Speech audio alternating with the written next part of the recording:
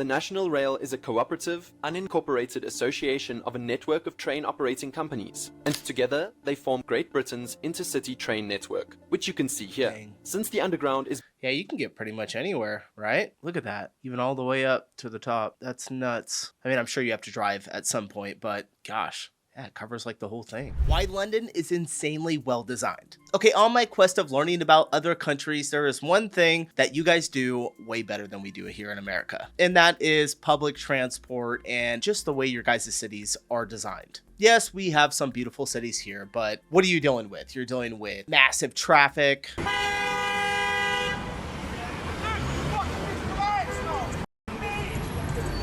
No access to subways or trolleys or anything to really get you from A to B other than your car. And the population is just so dense in some of these big cities that it can be really hard to get around. Going from one side of Nashville where I live to the other side during a busy time of the day could easily take you 45 minutes, and it's about 5 miles long.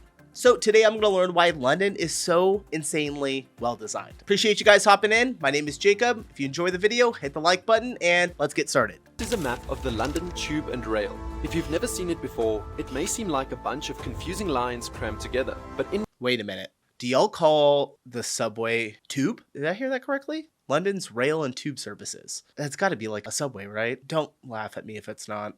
I don't know. I've never heard anyone use the word tube service before, so. If you've never seen it before, it may seem like a bunch of confusing lines crammed together, but in reality, it displays just about all of London's public transportation systems. Each color identifies a different line of transport, and obviously, there's tons of them. But the ones we are going to be focusing on are all these solid colored lines you see here, which represents the London Underground lines. These orange lines here, which are used to identify the London Overground trains lines, these lime green lines that represent the trams, the blue lines here which represent the Docklands Light Railway Tracks, or DLR for short, and finally all of these different colored lines here which represent the National Rail. These all basically make up the core of how London functions. I know it's a lot, but London is a global city home to almost 10 million people. Dude, London looks so cool. I can't wait to go here. London functions. I know it's a lot, but London is a global city home to almost 10 million people. And when you also consider the tourists from around the world and visitors from other parts of the UK, the numbers are even higher. So it's very needed. Yet, despite this, the Transport for London, or TfL for short, which basically owns most of London's public transportation systems, is still ranked very highly worldwide in terms of efficiency. But to understand how they all work in unison, I think the easiest way is by splitting everything up a bit, between the north and south of the River Thames. The reason for this is because both sides were not created equally, which we'll get into in a bit. North of the Thames is heavily serviced by the London Underground, also famously known as the Tube. First opened in 1863, the Underground is the tube. Good to know. Underground, also famously known as the Tube. First opened in 1863, the London Underground was the world's first underground transportation system and serves as a shining beacon to London's envious and ambitious infrastructure design. The Underground is a rapid transit system serving 5 million people every single day, making it one of the world's busiest metro systems. It splits into 11 different lines, serving primarily the Greater London area with some parts of Buckinghamshire, Essex, and Hertfordshire as well. For the most part, the tube is extremely efficient and quick as well. Take, for example, like take this image of your guys's tube or underground trains and put that next to a New York subway, which I have been on before. It's like night and day. So much nicer. You guys put so much more work into the public transport. It's kind of embarrassing as an American, to be honest. And nobody's doing anything about it. They're like putting one train in California, like a high-speed train. Everywhere else, it's just like new highways or freeways, and yeah, I don't know. That's about it. The tube is extremely efficient and quick as well. Take, for example, the Victoria Line. Even during peak periods, the train runs every 100 seconds. That's basically another train lined up before you've even left the platform. All these lines feed into 272 different stations throughout London. And surprisingly, the longest distance between two stations is just 6.3 kilometers. That is between Chalfont and Latimer and Chesham on the Metropolitan line. It's designed so that no matter where you are, you'll be able to catch the tube. I mean, that's the whole point of public transportation, right? Overall, the entire tube network spans 250 miles, making it the 7th largest metro system in the world. But obviously, that's not enough for London, and that's where the many options come in. Just like there's the London Underground, there's also the London Overground, a suburban rail network that provides routes that are more of a ring around central London rather than through it, bypassing the craziness of the core. It's the perfect complement to the Underground and has the next largest annual ridership with 189 million people annually, with 113 stations on 9 different lines. The Docklands Light Railway serves as yet another option for transport, mostly north of the River Thames as well. Another railway. It's a somewhat niche system, serving primarily East London and more specifically the Docklands area. But there's still more than 100 million people that ride on this automated light rail system annually, and that's because it provides a direct connection between London's 2 major financial districts, Canary Wharf and the City of London. This makes it the busiest light rail system in the entire UK. Now, before I get into London's public transportation that's south of the River Thames, I actually want to talk about buses, because the they are infamous buses that is burned into our brains from when we are kids. You think of London, you think of the big tower, what is it, Big Ben? You think of the double-decker buses and the Beetle. It's like the 3 things that are, most synonymous with London and England. That's south of the River Thames. I actually want to talk about buses because, well, they are used heavily on both sides of the river and are actually the most used mode of transportation overall in London. Their bus system is one of the most extensive in the entire world. The city has a fleet of over 9,000 iconic red buses. Dang. The second largest zero-emission bus fleet in Europe, only behind Moscow.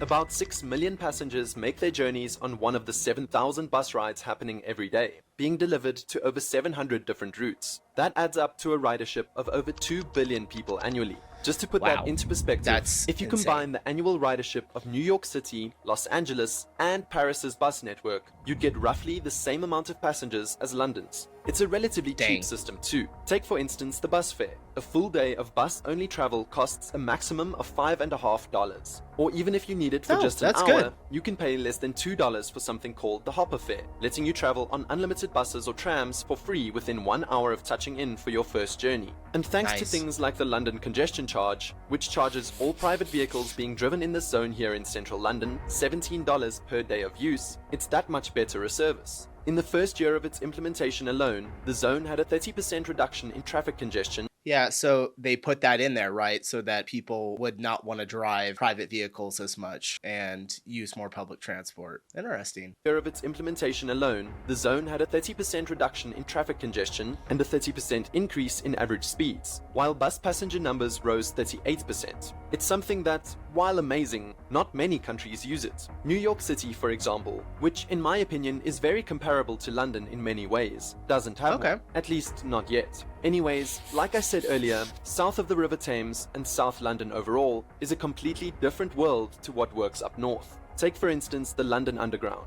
I mean, yeah, it technically does go south of the Thames with lines like the Victoria and Jubilee, but it barely has a presence there. Of the 272 stations connected to the Underground, only 31 of them are in South London. This is the case for most transportation systems up north. They just don't have a real presence in this area. But of course, there's reasons for that. The first being geology. North of the River Thames has perfect soil for tunneling, whereas the south of it had waterlogged clay, which made it not very coherent and way more difficult to tunnel through. Then there's the matter of South London being less populated, and therefore cheaper to build through above ground. Look at this map of London from 1794. You'll see.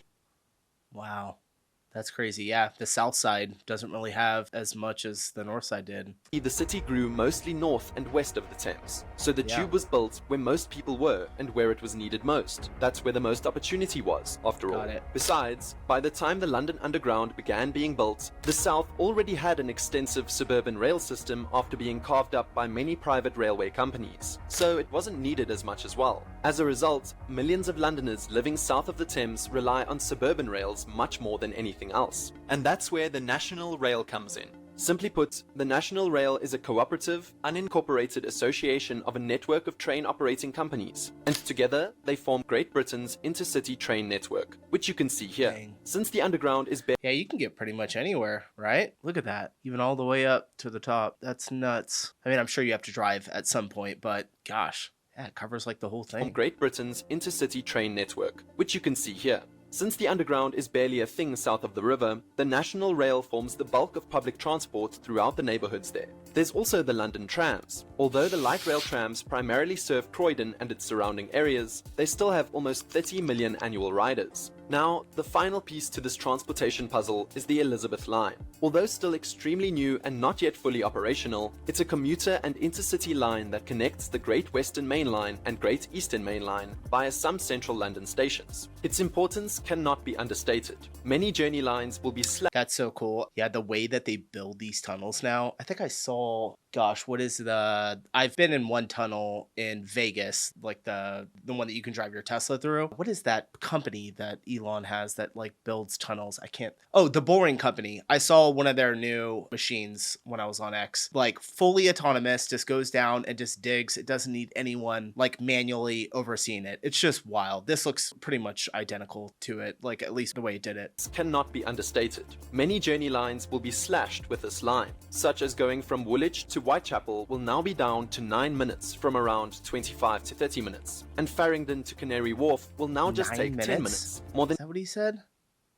line, such as going from Woolwich to Whitechapel will now be down to 9 minutes from around 25 to 30 minutes, and Dang. Farringdon to Canary Wharf will now just take 10 minutes, more than 50% quicker than the previous journey time. Broadly speaking, the Elizabeth Line will make journeys a lot quicker and take a lot of pressure off the Central Line, one of the tube's busiest lines. Altogether, journeys made by public transportation systems account for 37% of all of London's journeys, making it the most widely used method of getting somewhere in the city. It's also important to realize that all of these transportation systems, which I've talked about, are all connected. The TfL is responsible for the tube, overground, DLR, buses, and trams, just to name a few. Or in image form, these routes are what TfL controls. Because of this, they all complement each other insanely well. Like, for example, the tube and DLR have a number of interchanges between their systems, and together they make up 40% of the journeys between inner and outer London. Everything is also integrated via TfL's Oyster card. I was gonna say, I was like, that's probably nice that you get one card that you can use between all of them, so it's really easy for you to just hop off, hop back on. Pretty cool. That's awesome. Ticket, which offers almost unlimited use on almost all of London's public transportation systems for a relatively cheap price, depending on the times you use it. Although this form of payment has slowly been declining due to the rise of contactless credit cards, it's still used over 12 million times each year. Now, as great as London's public transportation is, it's not your only option. And no, I'm not talking about private cars, which is, to be fair, another option, but rather walking. Walking makes up 24% of all London journeys, and it's actually an amazing city for this. London is ranked the 5th most walkable city in the world, and I believe it's due to London being one of the oldest major cities in the world, so of course it wasn't made for cars. What I mean is, contrary to the title of this video, London wasn't really designed. I mean, it was, kinda, and especially after World War II due to the Germans bombing the city, but London really just grew naturally over almost 2,000 years. So, all in all, London is an easy city for getting around. And while there can be problems with delays or TfL's lack of funding, which to be honest would take a whole nother video to explain, it's done amazing with what it's got. Thank you for watching. All right. That was a good one. Fascinating. Look at that map. Just how many different railways and tube services. Hey, you learn something new every day. So I really enjoy that. This is going to come in very handy when I come visit. So I'll have to make sure that I get one of the, what's it called? A Oyster card. I'm sure that's probably for people who actually live there. I'll be able to make do, but yeah, fascinating. Well, I appreciate you guys stopping in and I'll see you in the next one. Bye.